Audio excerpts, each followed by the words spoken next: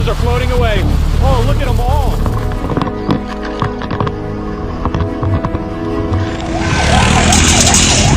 I suppose your instinct was telling you to run. I was just thinking whether I'd finished my will. The internet is filled with creepy content, but some videos go beyond disturbing, like this first video, for example. It happened on April 20th, 1971. SeaWorld San Diego staged what was supposed to be a harmless publicity stunt. Annette Eckes, a young secretary at the park, had been talked into riding one of SeaWorld's star attractions, a 10-year-old female orca named Shamu. This wasn't just any whale. This was the original Shamu, a massive 4-ton apex predator turned showpiece who had drawn millions of visitors with her dazzling tricks and seemingly gentle nature. The stunt was simple. Annette would ride Shamu around the tank for the cameras.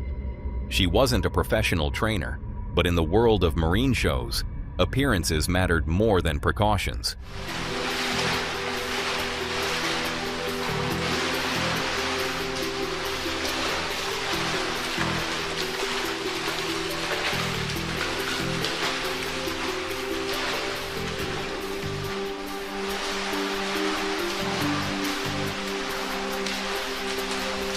At first, everything went as planned.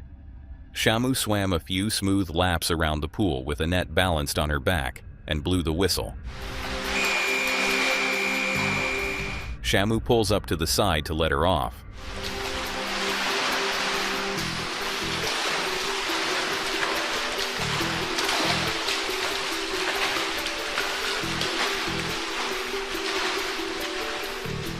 But a few minutes later, she got back in. This time, it didn't go so smoothly.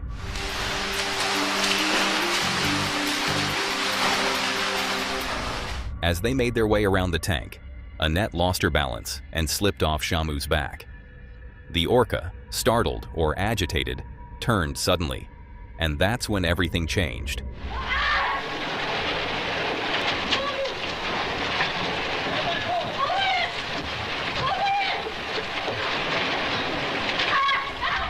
Without warning, Shamu grabbed Annette by the leg. Panicked trainers rushed to the edge, trying to help. One diver jumped into the tank, but he was no match for a whale of that size. Shamu thrashed in the water, dragging Annette beneath the surface and tossing her like a rag doll.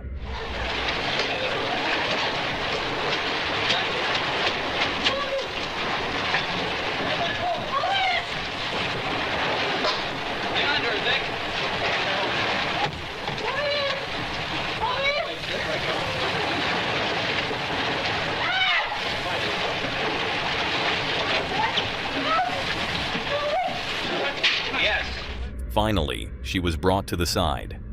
But when Shamu finally surfaced, Annette's leg was still locked in her jaws.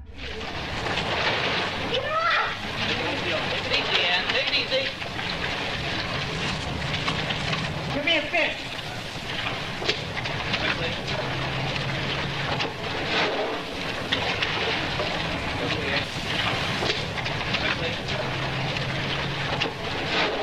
It took several more agonizing minutes before a handler managed to press a pole onto Shamu's tongue, just enough to force her mouth open.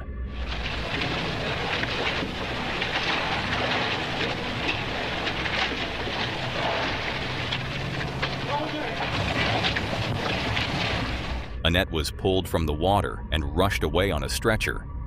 She had survived, but the damage was severe. 25 stitches were needed to close the wounds in her leg. She later sued SeaWorld, but the monetary award was overturned on appeal. The entire event would go on to be featured in the television special When Good Pets Go Bad, and remains one of the most chilling reminders of a hard truth. No matter how well trained, no matter how many tricks they perform, wild animals are never truly tame.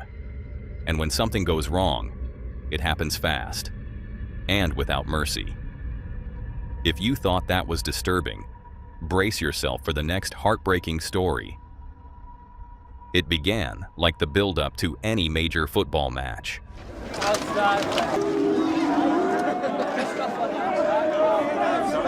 April 15, 1989. Liverpool was set to face Nottingham Forest in the FA Cup semi-final at Hillsborough Stadium in Sheffield. The sun was out, fans were buzzing, and anticipation hung thick in the air. For many, it was meant to be the perfect football Saturday. By 2:24 p.m., Liverpool fans had begun arriving in large numbers. The footage shows supporters making their way on foot from the station to the stadium. Kickoff was just 30 minutes away. The crowd was funneling into the Leppings Lane end of the stadium, an area designated for Liverpool fans. There, the entrance to the standing terrace was already overwhelmed, with tightly packed fans queuing at the turnstiles.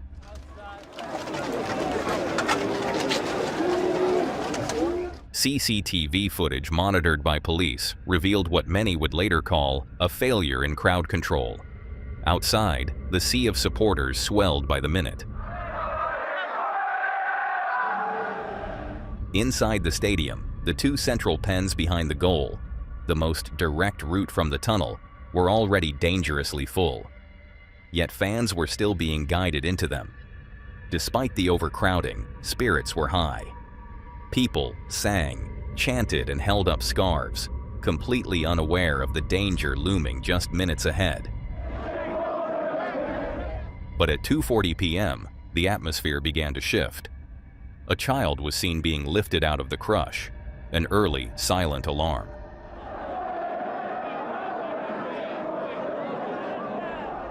Superintendent Roger Marshall, the senior police officer managing the crowd outside the ground, began to worry. He would later testify that he feared fatalities could occur. What happened next became the most critical and controversial decision of the day. By 2:52 p.m., with kickoff drawing near and thousands still outside, police gave the order to open Gate C, an exit gate never meant to serve as an entrance. In just 5 minutes, 2,000 fans surged into the stadium through that gate. With no signage or direction, most went straight ahead, through the tunnel and into the already overcrowded central pens. And the match is on with Liverpool in red. The side pens, which had plenty of room, remained largely empty. At 3 p.m., the match kicked off, but it was immediately clear something was wrong. Behind the Liverpool goal, fans were screaming, not in celebration, but in panic. Some had begun climbing the perimeter fencing, gasping for air, while others were being pressed up against metal barriers.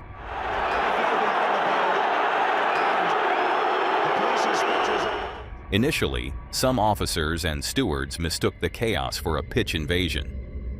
At 3:06 p.m., police halted the match and ordered players off the pitch. But even then, many still hadn't grasped the magnitude of what was unfolding.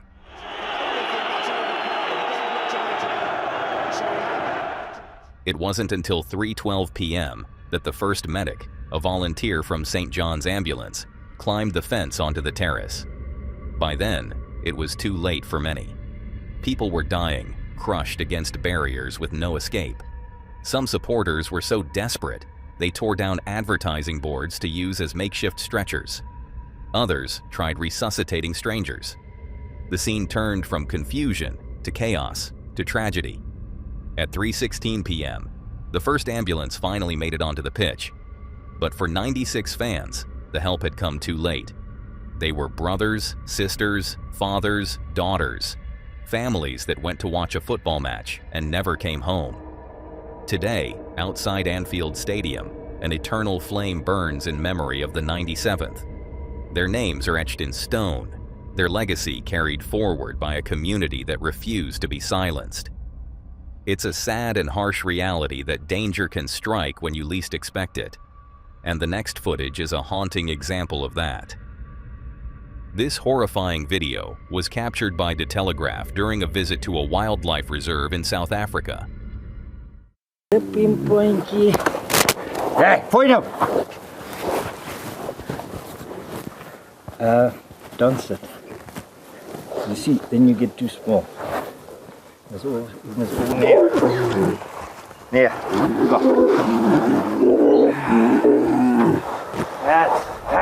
It's amazing how close, and the lion just obeys what he does and plays, but stops up to a point. The lion's behavior began to shift, subtly, but And there's your shoe. And there's my shoe. There's another one over there. Not like you've got long shit. Right, sit down on that step, please. That's all right. Bleeding. Yeah, it's all right. Okay, ready? It's going to hurt, okay? It's fine. Jesus. I can't feel a thing. I've got so much adrenaline. Thanks for not really hurting me. Yeah, and he was only playing. I know.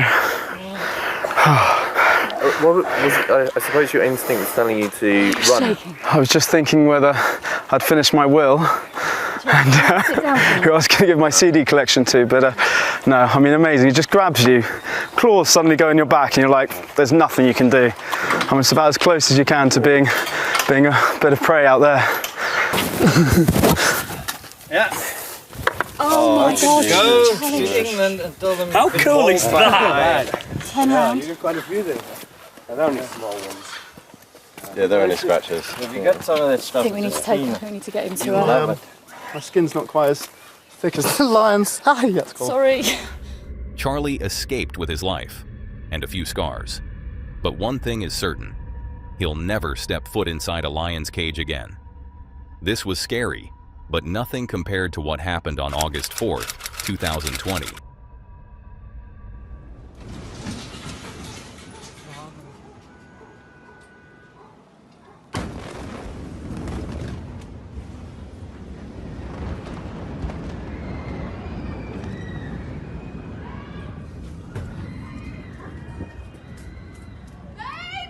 I'm good. What is it? It was August 4th, 2020, just after 6 o'clock in the evening, and the city of Beirut was alive with its usual rhythm. The summer sun had begun to soften, casting a warm golden light over the rooftops.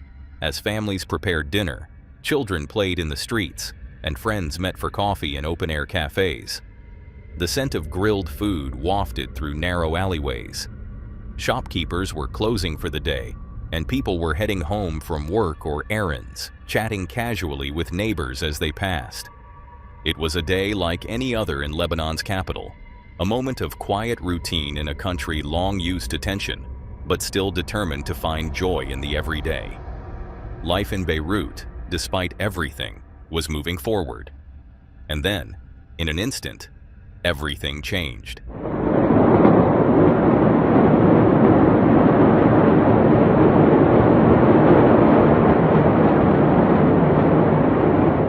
Around 6:07 p.m., dark smoke began to rise from the port of Beirut.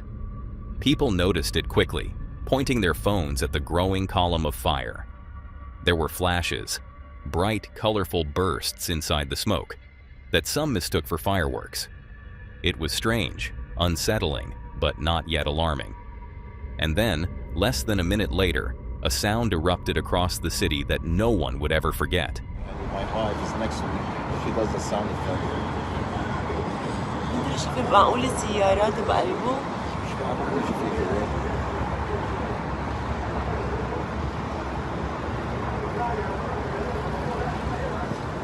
حرام ان شاء الله ما يكون حدا صار له شيء يا رب يا رب ما يكون حدا صار له شيء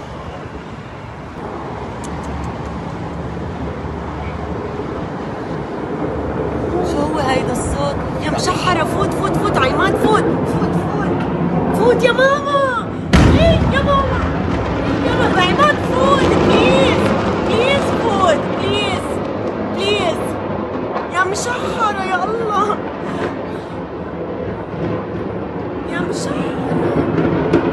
فجر شيء أكبر يا الله يا الله يا الله إن شاء الله ما حدا يصير له شيء تعال فوت فوت عماد بليز فوت تعال فوت جو انسان جو عماد عماد فوت سكر لي إزازة بليز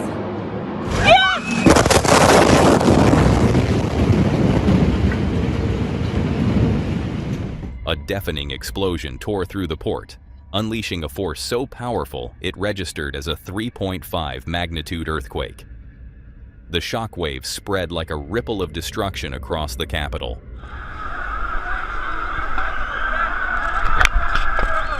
Glass shattered in windows kilometers away. Entire buildings crumbled. Cars flipped. People were thrown from their feet. Homes were reduced to rubble. From a church 4 kilometers away, a priest was captured on video being thrown backward during Mass as the blast roared through the walls. 11 kilometers away, in Beirut suburbs, people screamed and ducked as debris flew. Even 15 kilometers out, in towns like Rumani, cameras shook violently from the pressure. And in Cyprus, over 200 kilometers across the sea, the explosion was heard and felt. The city that had been filled with life only moments earlier was now choking in dust and silence, broken by sirens, screams, and confusion.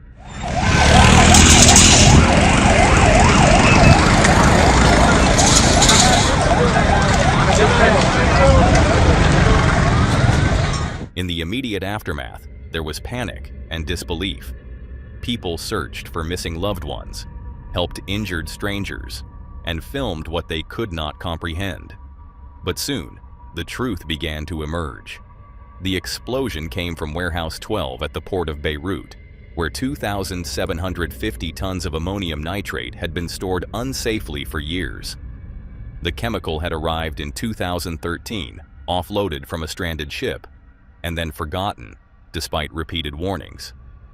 On August 4th, a fire, likely from welding work, ignited the stockpile, triggering one of the largest non-nuclear blasts in history, equivalent to over 1.1 kilotons of TNT. The impact was devastating. 218 dead, over 7,000 injured, and 300,000 people left homeless. Beirut's main grain silos were destroyed, hospitals were overwhelmed, and entire districts were reduced to rubble. Lebanon's leaders promised justice, but years later, no one has been held accountable. For many, the explosion wasn't just a tragedy. It was the result of years of corruption and neglect. And the silence that followed still haunts the city today. Beirut has begun to rebuild, but the scars are everywhere, in the architecture, in the economy, and in the hearts of its people. It showed what happens when dangerous materials are treated carelessly, and when governments put politics before people. And to this day, the question still echoes across the country.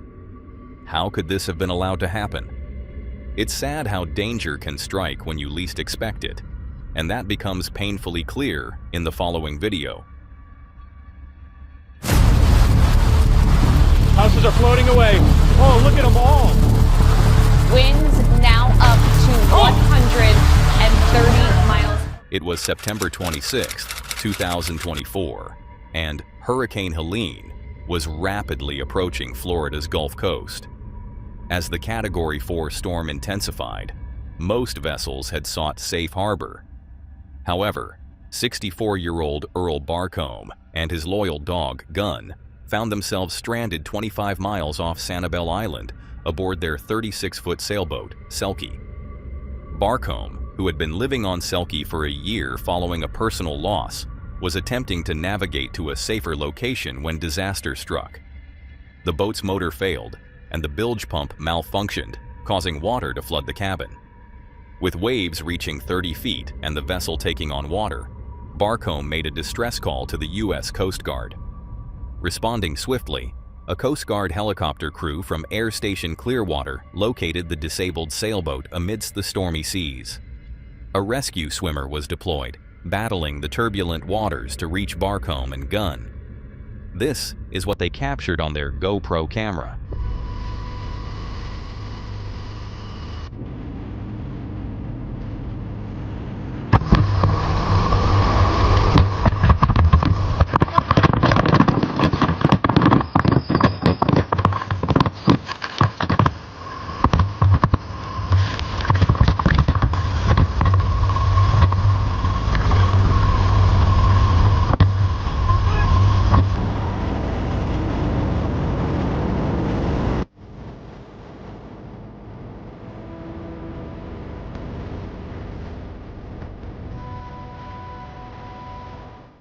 Both were assisted into the water and secured in a rescue basket, then hoisted to safety aboard the helicopter.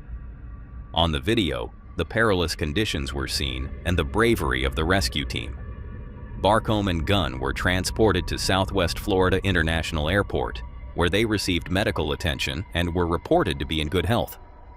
Barcombe lost all his possessions in the ordeal, but he expressed profound gratitude for the rescue and a renewed appreciation for life.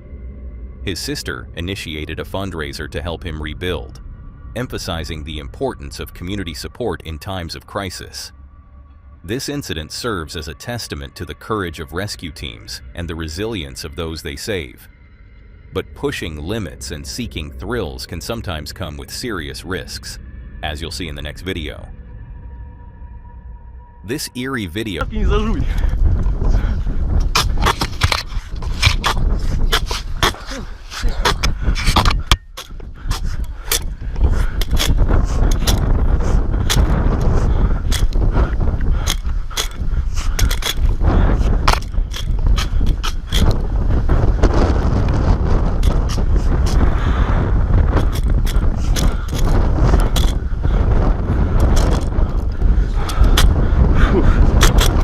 As the experience began, the cameraman went first. He was clipped onto the zip line with a single shaky carabiner. That was it. No backup. The line required riders to propel themselves slowly across by pulling hand over hand, while also using their gloved hands to brake and control their speed. The descent wasn't powered or automatic. Your own body and decisions determined your pace. It started off slow. He dragged himself forward, suspended hundreds of feet above the jungle floor, using only his arms and a thin wire between him and the abyss. But somewhere along the way, he made a critical mistake.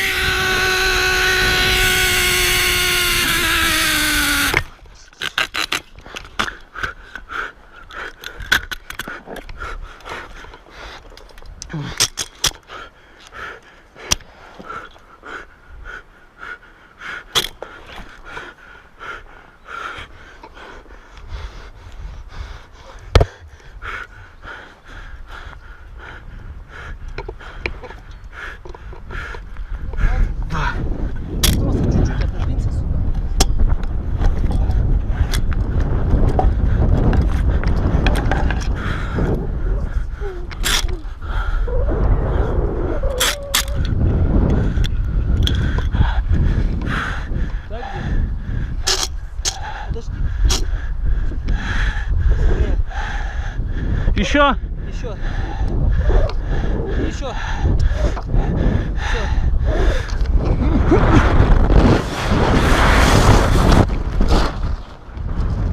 Thinking he didn't need the gloves, he removed them way too early. It's unclear why, perhaps out of discomfort or the mistaken belief that he no longer needed them. But he wasn't there yet. And now, with bare hands, he had no way to safely grip the zipline or slow himself down. As his momentum carried him faster and faster toward the final edge, panic set in. You can hear the breathing on the GoPro pickup. You can feel the tension in his arms as he struggles to maintain control. By the time he arrives at the platform, he's going too fast to safely stop. In one terrifying motion, he leaps. Dangling by a clip and rope above a steep drop, he was frozen in fear. The guide rushed over, trying to calm him down and encourage him to make the jump. He pushes off the plank and hurls himself into open air. The parachute deploys, thankfully. It catches just in time, ballooning out above him. He survives. But it's safe to say he won't be trying that again anytime soon.